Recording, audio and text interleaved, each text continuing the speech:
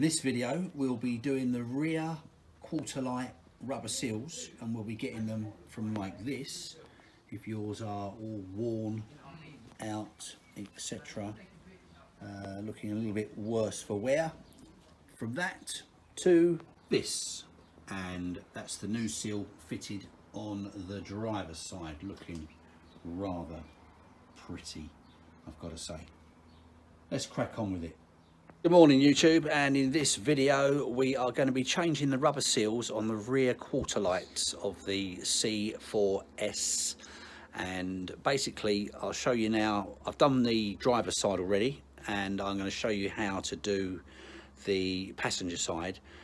It had me flummoxed for a little while because it's not it's not obvious what you got to do, but I found an easy way to do it and it went a dream.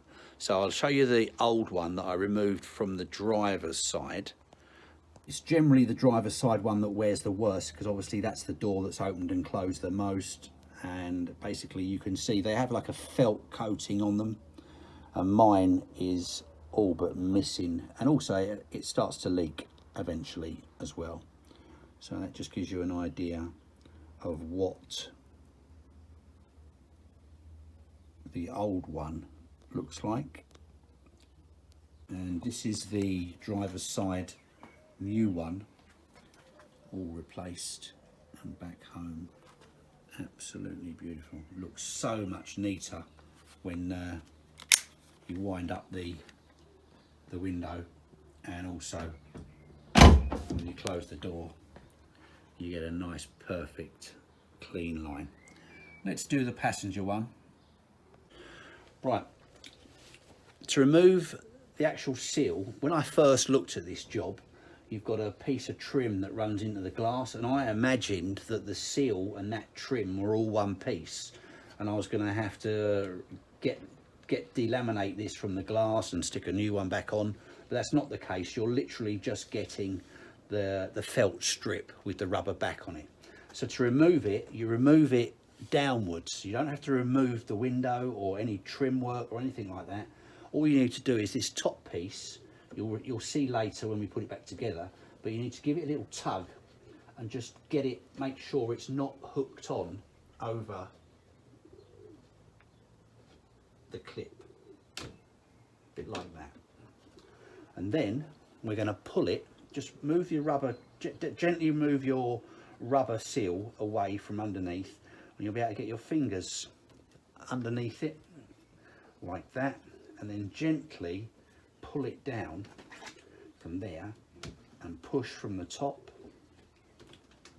I'm trying to keep out the way of the camera. I could do with being at a marginally different angle, but pull it like that, and then it will literally slide out, giving you that piece like that. And you'll see on the back what I was saying about lifting it from the top.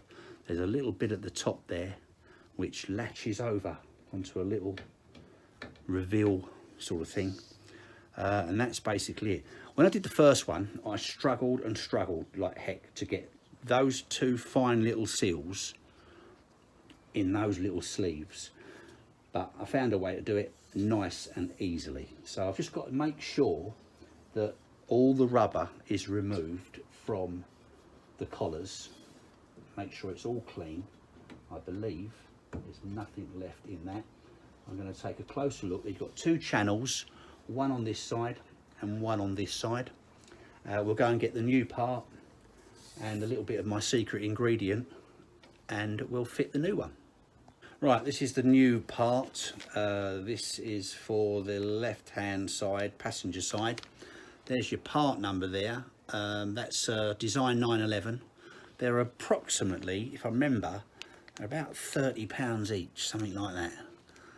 But then again, only to be expected from dear old Porsche. I can't imagine getting a pattern part for it anyway, to be fair. But it's a beautifully engineered piece of strip. It's rubber on the back and felt coated all the way over. Gives you your perfect seal between your two windows, and it also stops vibration as well, so it's a nice bit of kit. Now, in order to, it's a bit fiddly to do this, But the way I found to do it, don't do it dry. Basically, give it a little clean out and then gently just squeeze in a little bit of WD-40 into that track like that. And use a towel or a tissue behind it so that you don't spray it all over your car. Okay, and then the track goes in. I'm going to attempt to do this now. So I'm totally at the wrong angle because unfortunately the car's in the garage because it's miserable out there. And basically what you have to do is you have an inner channel there and you've got another channel there, and you are basically slotting those into here. Right, I'm going to borrow the light because I know how tricky it was the last time.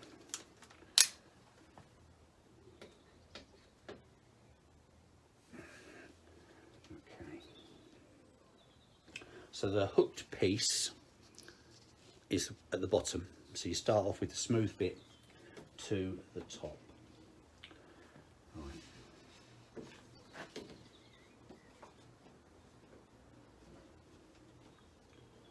Okay, I'm going to change my position. Right, I've got myself outside because I just couldn't do it with the door in the position. So fundamentally, you've got your two channels to connect, one here and one there. You don't have to get them in both at the same time, which is a bit of a bonus.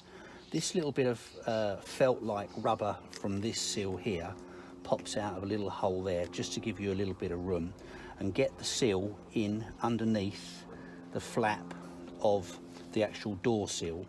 And then basically you want to try and slide it up, giving it a little bit of help from underneath like that.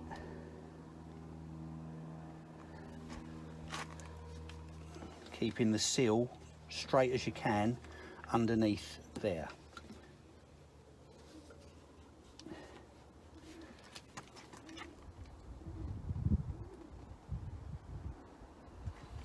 Run its channel absolutely spot on.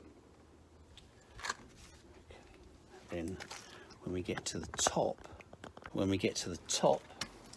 are literally going to slide it up right the way to the as far as it will go, and basically your little hook on your trim is slotted up underneath this main bit of rubber here, and then you have to lift it over. I'll show you that now. Right, so that gives you, that's the little bit of rubber there. Like I say, that's the bottom of the seal hooking in underneath this piece here. We'll put that bit back in a minute. You've got, you're perfectly lined all the way through.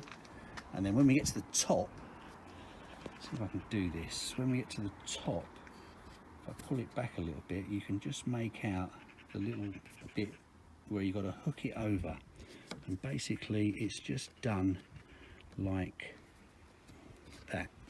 No, not like that. I'm going to do it with both hands, but that's all you've got to do with that. Right, it's all quite self-explanatory. You'll see what you've got to do, but now we're all clipped in on the top. It's all nice and fixed all the way down. And then basically all you've got to do here is, I'm going to clean this up a little bit, but basically lift that bit of trim up so that the felt sits underneath it, and you've got a rubber grommet there which just pops back into place, and that basically is it done. And there you go, you've got your nice new window sill. It'll obviously cut out, if it was bad before, it's going to cut out noise and of course give it a proper watertight seal all the way down. And that's all there is to it. A little bit fiddly, take your time, it works. Hope that was helpful.